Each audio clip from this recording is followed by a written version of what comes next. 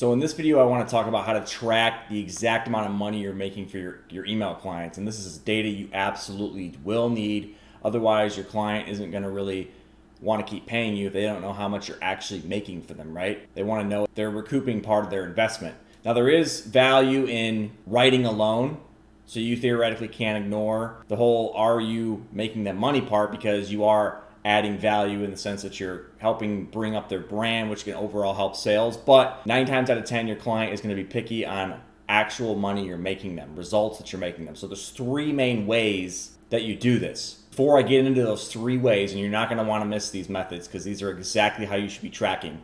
If you're someone that's just stuck, you don't know where the hell to go, you don't know if you should do setting, you don't know if you should do inbound closing, you don't know if you should do email copywriting, you don't know what to charge, you don't know how the funnels are set up, because really as a brand new entrepreneur, you can do any one of those 3 services. You can do them combined. You could be writing the emails to your client and actually taking triage calls, which are 15-minute calls before they go to the sales calls. You could be writing the emails for clients. You could actually be closing the deals over the phone for your client as well, being a closer. Or you could just be writing the emails. There's so many different ways that you can help these business owners. And remember, these business owners are making a shitload of money, so they have money to throw at you. You're kind of like their employee, but you're not.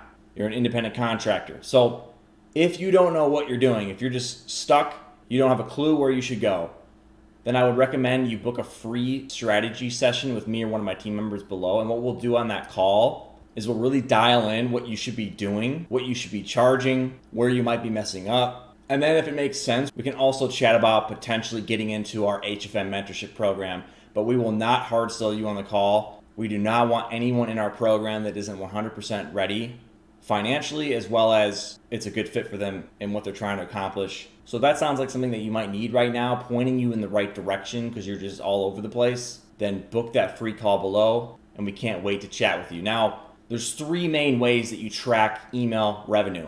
We'll start with the easiest to set up, and we'll go to the least easiest. So number 1 is going to be setting up a brand new landing page for email only. So let's just say, for example, you were selling a program for your client, or you were selling an e-commerce good, a product. You would want to set up another landing page. It should be exactly the same as what other, landing pages have already been using. And that one landing page, or that one product specifically, all the revenue for that product is only from email. So you'll track that. Obviously, you'll look, okay, that product that we just made together, you make it with your client, is only for email. If you're doing book calls or triage calls, you make a whole brand new landing page for collecting the sales calls. Any call booked on that page is from email. That's super easy way to do it, super clean. You do got to work with your client to set up that duplicate, but that's easy. Number 2 is what's called a postback URL. And how this works is it's a specific link. We're not talking about pixels. We're talking about postback URLs. You can go look this up on YouTube. There's plenty of videos teaching you how to do this. But this is actually easier than setting up multiple landing pages because you only have to manipulate a link. Now, it's harder to set up. Like it's mentally it's harder, but actually like doing the work is easier. What I mean by that, it means if you want to go duplicate a landing page and all that, you've got to go, get with your client, create the page, worry about the URL, all that. But if you do a link, it's just a link you're messing with in a third-party tracker, which you'd set up for your client, or you can just use your own third-party tracker, have all of your clients in it. A good example of a third-party tracker would be something like Volume, Hyros, ClickMagick, Bmob. There's just shitloads of them, and they track postback URLs. And the link has what's called a click ID inside of it, and it transfers through. So let's just say someone clicks the link that you would put in the email for your client. You'd have set up already the click ID specifically knowing that it's for email only. It's an email only link. You'd only use this for email. And then you're able to track what the person does as they make their way through the different stages of your funnel. So it's easier to set up in the sense that it's only a link you're messing with, but it is, more complicated. You will have to learn more to set this up the first time.